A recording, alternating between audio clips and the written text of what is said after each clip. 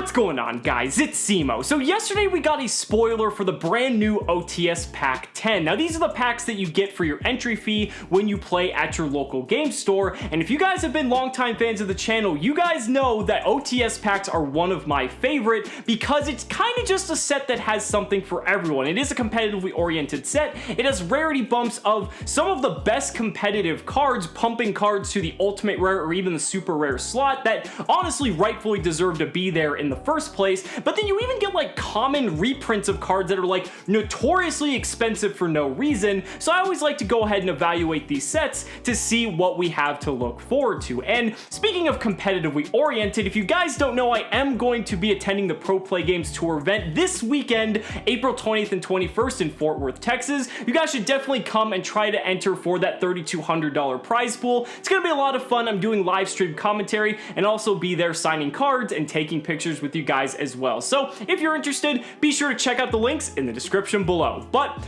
without further ado, let's go ahead and get right into it. So the anatomy of all these OTS packs is typically the same. You get 3 ultimate rares, 10 super rares, and then you get like I think 13 commons if I remember correctly. So we're gonna start off as always with the ultimate rares because this is what people always look forward to the most. And the 3 ultimate rares from OTS Pack 10 are Thunder Dragon Colossus, Sky Striker Ace Hayate, and then we also have Orcust Galatea the Automaton. Now these are very exciting. I think these are actually 3 incredibly good picks because sometimes we get picks that are like semi-relevant competitive cards, or sometimes we get ultis that are just completely out of nowhere, but I think for the most part these are actually really good. I mean, Thunder Dragons is one of the strongest competitive decks. Same thing goes for Sky Striker. I mean, we've already had Sky Striker Ace Kagari as well as Shizuku be an ultimate rare, so I guess it kind of makes sense that Hayate also gets the ultimate rare treatment as well. I really hope we don't get Kaina as an ultimate rare in OTS Pack 11 because yeah, it's a Sky Striker card and it's like somewhat useful, but like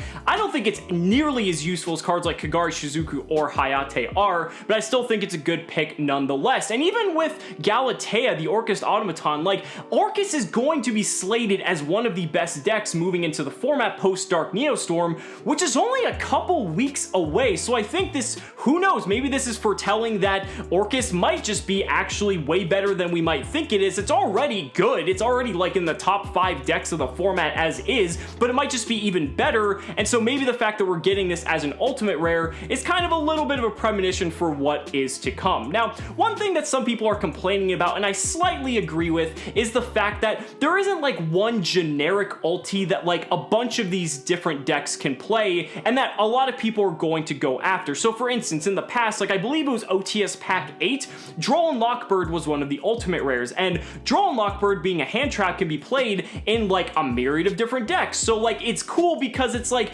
every deck, or every player rather, kind of wants to get that Droll and Lockbird because everyone just wants Droll just for the fact that it's a decent side deck card in some instances, just depending on the format, but it's something to go after if you don't play one of the 3 specific decks in the instance of OTS Pack 10, that if you're not playing Thunder Dragon, Sky Striker, or Orcust, you still want one of these ultimate rares. Same thing goes for like, you know, when Ghost Ogre got the ultimate rare treatment, or like even Scapegoat. Like yeah, Scapegoat was like kind of like for Trickstar, but like a bunch of other like roguish tier decks also played Scapegoat, and plus it's also nice because, for instance, the Goat control players could also want to get their hands on ultimate rare copies of Scapegoat for their Goat deck. So it even had like some versatility there. So I would have liked to see, for instance, something like, I don't know, ultimate rare Abyss Dweller. This is something that I have been wanting forever, and the fact that Abyss Dweller is actually meta relevant, I thought it was going to be its time. I thought it was like 99% certain that we were going to get an ultimate rare Abyss Dweller. Unfortunately, that's not the case, so maybe next time, but it's one of those things that it is what it is. And other people say, you know, oh, it should have been something like, you know, Twin Twister or Ash Blossom even. The Ash Blossom, even though it just got reprinted again, I think Ash Blossom would have made an incredible ultimate rare card because, again, everyone needs copies of Ash Blossom, so it gives you something to look forward to if you're not playing one of those 3 meta decks. But ultimately, no pun intended, I still think the ultimate rares actually came out pretty good for this set because sometimes we've had random stuff like Licorice be an ultimate rare, and yeah, I know that's like, you know, tailored to Trickstar, but like, again, it's like, that's not, Licorice did not deserve to be an ultimate rare. It still looks good, but I don't think it was worthy of that slot. But now we're gonna go ahead and cover the 10 super rare cards. So I'm gonna go ahead and quickly read them off. So the 10 super rare cards are Breaker the Dark Magical Warrior, Batteryman Solar, Salamangrate Mole, Jizukiru, Shiranui Sun Saga, Salamangrate Sunlight Wolf, Hita the Fire Charmer Ablaze, Revolving Switchyard, Orchestrated Babble, and then we also have a Trickstar token. Now, for super rares, you know, I would say like half of these are good. I mean, I think the ones I like here the most are Batteryman Solar. That's pretty much essential in all your Thunder Dragon decks, so I think that was a really good pick, especially when it only came in common. We also have Jizukiru, which is another kaiju probably deserving of the super rare slot. We've been getting like one kaiju for every OTS pack for a while now. Also, Sunlight Wolf, again, one of the key cards in Salamangrate, which definitely deserve the upgrade. Hita, which I don't know how that card was a rare, because Hita is just absolutely insane. Orchestrated Babble is another good one as well, especially for the Orcust decks. Again, kind of alluding more into the future with post-Dark Neostorm Orcust. And then also, the token is kind of alright. I like that they've been giving us tokens, but if they have Batteryman Solar in the pack, why not give us the Batteryman token, or whatever kind of token it produces? That kind of just feels like it go hand in hand. I understand the Trickstar cards produce tokens, but I feel like that would have just kind of made more sense. But I digress. That means that there are still 4 other slots here that I don't exactly approve of. Now, Salamangrate Mole is a big one for me, because out of all the Salamangrate cards, why the fuck did they pick Mole? They could have picked Salamangrate Foxy, which is a 3 of, so that would have made it have incredible demand. Even Jack Jaguar or Falco was played as a 1 of, but both of those cards are better than Mole. Mole is just such a very niche 1 of that it's really perplexing why they went that route. I mean, when you look at it, there's so many other Salamangrate cards they could have picked. They could have picked like Violet Chimera, they could have picked Fusion of Fire, they could have picked Will. Like, there's so many powerful cards that I really feel like they missed the mark on this one. Then there's also Breaker the Dark Magical Warrior, which I understand it's like spell counter related for Order the Spellcaster coming up, but no one's gonna play fucking Breaker the Dark Magical Warrior. This could have easily been a spot for another Orcust card. This could have been for like Harp Horror, or it could have been for Orcust Nightmare. Both of those cards are well more deserving of a super rare slot than fucking, you know, this. Like, it's just ridiculous. Now, there are a couple more. Revolving Switchyard. Again, this is kind of like for the train players, and like, I don't know if it's like supposed to be alluding to like the Infinitrack. That just doesn't make any sense to me either. But again, being a competitively oriented product, why wasn't this like Subterror Guru? I think Subterror Guru is much more deserving of a super rare slot than Revolving Switchyard. And obviously, you know, if you're playing trains, that's perfectly fine. But again, I just don't feel like that was the place for this in particular. And then lastly, we have the Shiranui Sun Saga, which I feel that could have been replaced with something like, you know, Update Jammer. Update Jammer is a pretty decent card in, you know, your your Salamangrate decks that you're going to use in tandem with your Borolo Dragon just to steal multiple monsters. Like, Time Thief Redoer would have been better than Shiranui Sun Saga. Like, Redoer is so crucial, and it's such a powerful card when it comes to your strategies revolving around Azathoth. So that would have made an amazing card, especially if Time Thieves get more support and it's like genuinely good. It would have been perfect to make this card a super rare. But in any case, I guess you can't win them all. I guess 6 out of 10, I guess 5.5 out of 10, let's say, is like okay. Again, this isn't like shaping up to be one of the best OTS packs ever, but I wouldn't exactly say it's the worst either.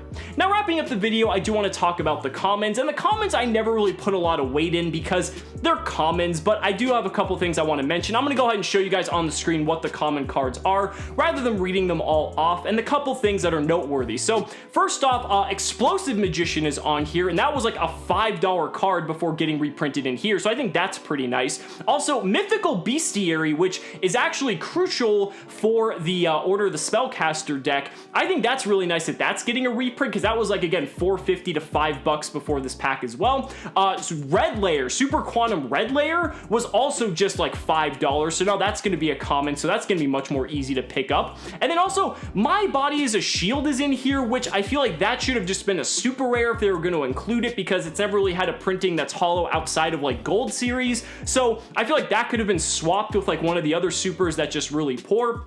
And then lastly, we got the assault mode cards, which aren't like too relevant, but they are going to kind of facilitate some of the assault mode support that's going to come out in Dark Neostorm. And there's also some variants on assault mode in the OCG that I've seen. I don't really think they had too much success. It was kind of just like one-offs, but it is something to note, I guess. So overall, when it comes to OTS Pack 10, I honestly think it's pretty good. Like, a lot of people are kind of hating on this set, saying it could have been a lot better, but we've had much worse OTS packs than this, guys. Like, let's be completely real here. I think all the ultis are solid, especially for competitive decks. I think the super rares, the ones that they did pick, are actually really good. And even though there were some misses there, I think that's kind of alluding to the future of what they could include for OTS Pack 11, assuming these decks aren't completely crucified by the next ban list, or whenever we do get OTS Pack 11, which should be probably by the end of summer, if not early fall.